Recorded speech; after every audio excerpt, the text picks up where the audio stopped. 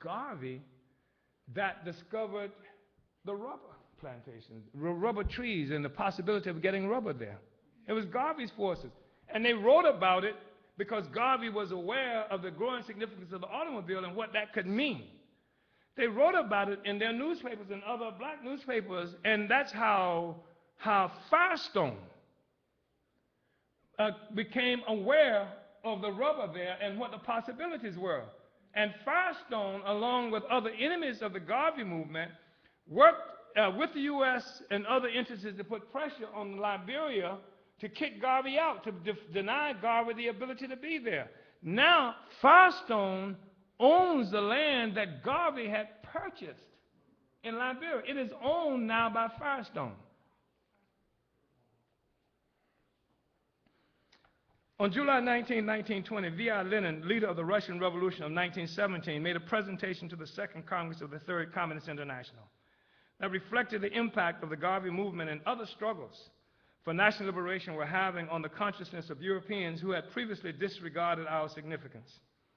Faced with the growing clamor and actions of the world's peoples to escape imperialist domination, Lenin was forced to conclude, quote, "World imperialism shall fall when the revolutionary onslaught of the exploited and oppressed workers in each country, overcoming resistance from petty bourgeois elements and influence of the small upper crust of labor aristocrats, merges with the revolutionary onslaught of hundreds of millions of people who have hitherto stood beyond the pale of history and have been regarded merely as the object of history."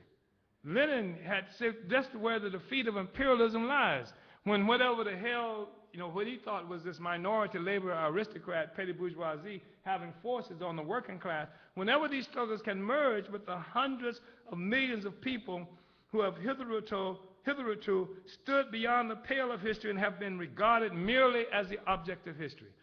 When we say, for example, that Europe or European or white people went to Africa and got some slaves, we're talking about an object of history.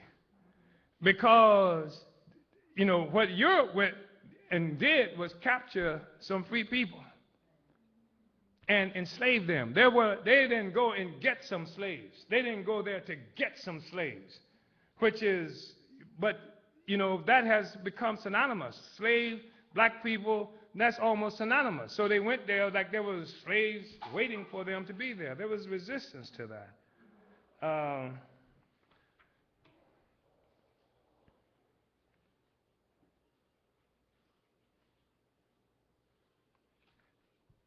There's so much stuff I wanted to share with you, but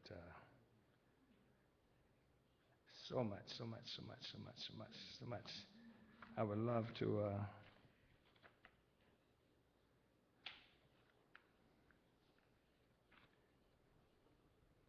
African internationalism teaches us that slavery, colonialism, and neo-colonialism, along with African disunification and dispersal, provided the material basis for the consolidation of the European bourgeois nation, the sense of white sameness resting on the pedestal of the oppression of African and colonized peoples. Hence, we understand that a key function of the revolutionary struggle for the permanent defeat of imperialism and to liberate Africa and her scattered children is the reunification of African people worldwide into a revolutionary proletarian nation. I'm quoting Marx here when he says, "It is slavery that gave the colonists their value. It is the colonists that created world trade. It is world trade that is the precondition of large-scale industry." These words by Marx quoted earlier recognize the role of the plunder of Africa in the establishment of capitalism and carry with them the suggestion of what it would take to destroy the capitalist world economy. The African who gave value to the colonies is now the oppressed and exploited inhabitants of the colonies that are sometimes incorrectly referred to as nations. Our conditions of existence in the colonies and elsewhere in the world, in this world imperialist created borders, are centered in and derived from the conditions of existence in Africa that are the consequences of the primitive accumulation of capital that Marx referred to as the original sin, the primitive accumulation of capital. And part of what I'm saying here is that when you look around the world and people who work so hard to differentiate African people in Jamaica, Haiti, and Cuba, and here from African people in Africa,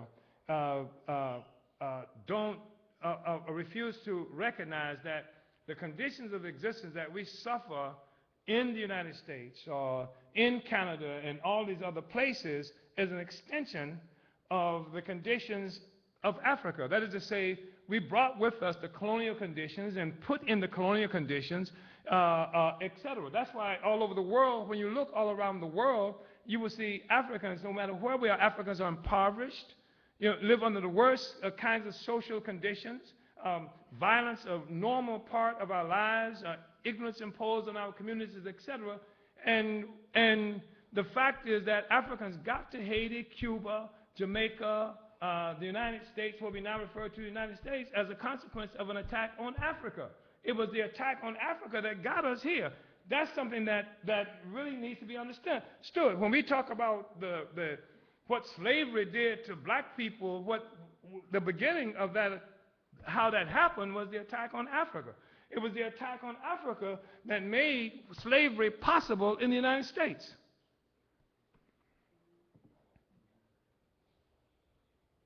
The socialists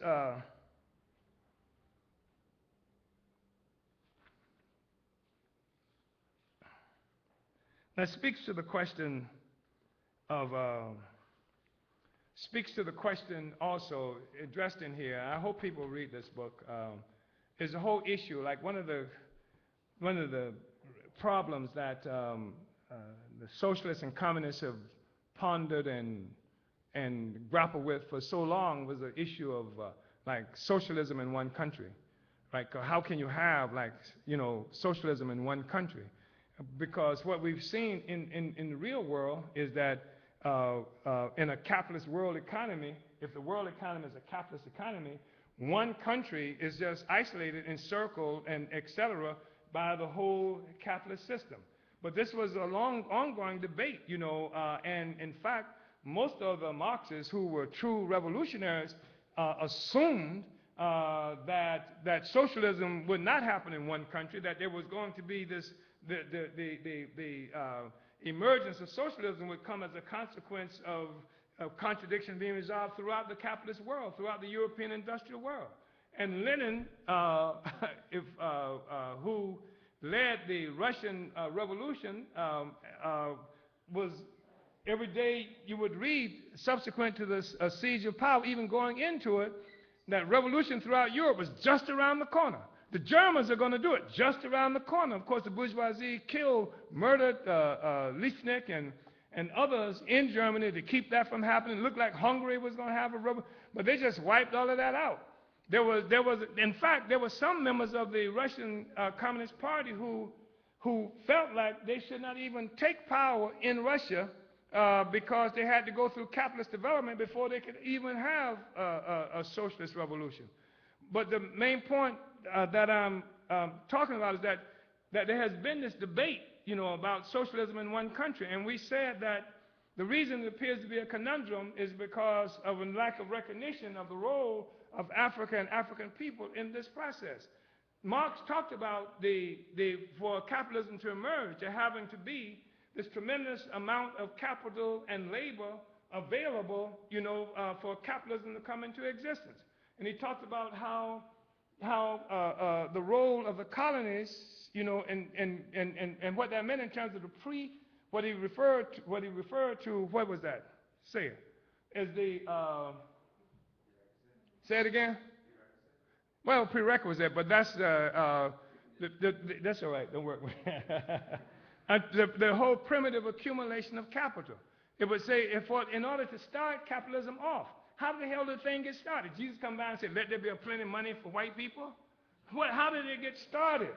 And this primitive, what Marx called this primitive accumulation. Slavery was a part of it, was a critical component of it, and the slave trade was a critical component of it because it created this world economy that hooked the world up into a single economy. That was a precondition for the emergence of capitalism.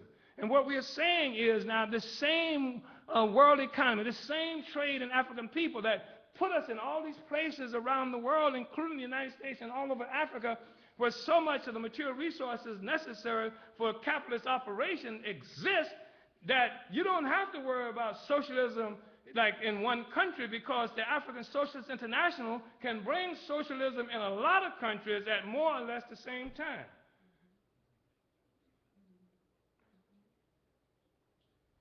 In a lot of countries at more or less the same time, and kick off a process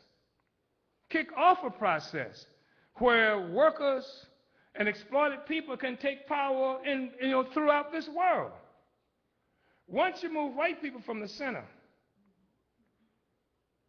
I mean, those are the possibilities that we're looking at. So that's what the ASI is all about. Okay.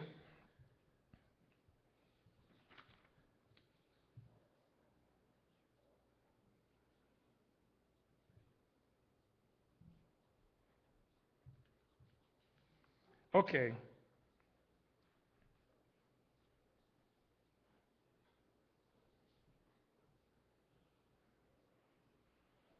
We recognize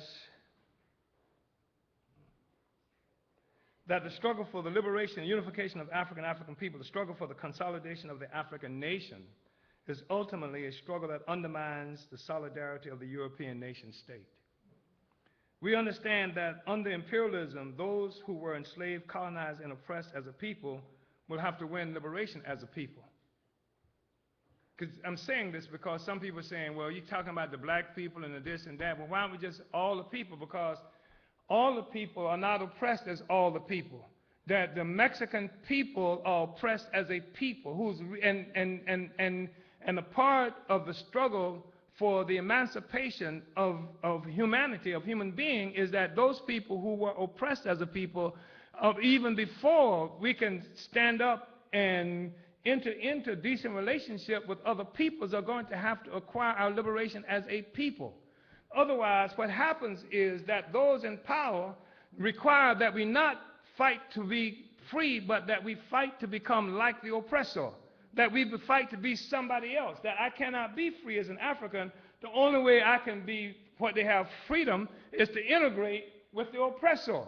That's a denial of the right for freedom as a people. That is to say that you have to become another people before you can have a modicum of what we would characterize as freedom. I don't know if I'm understood or not. But the point is that people have to win their freedom as people.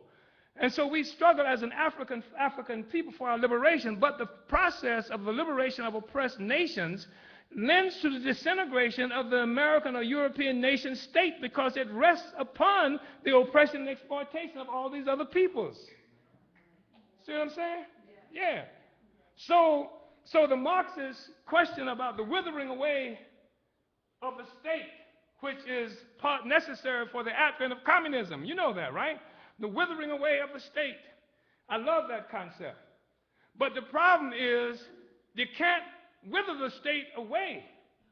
What we have to do, recognize, is the necessity for the withering away of the nation, the European bourgeois nation, which removes the basis for the existence of nations any damn place on earth. And also the European predatory, parasitic state was born as a part of the European nation. They come together part and parcel. The European nation was born as a bourgeois nation. It was born as the capitalist nation was born as a bourgeois nation. The European nation was born as a bourgeois nation through exploitation, expropriation of value from everybody else. That's how the whole sense of sameness and the economy that holds it all together, which is the capitalist economy, which gives a material incentive for the national cohesion, if you will, like of Europeans in Europe. I don't know if I'm clear. So therefore, a fundamental task of the African Revolution, a revolutionary task, this is the task of the African revolutionary, is the liberation and consolidation of the African nation, which will not be born as a bourgeois nation, but will be born in contention with the imperialist bourgeois nation and born as a workers' or proletarian nation.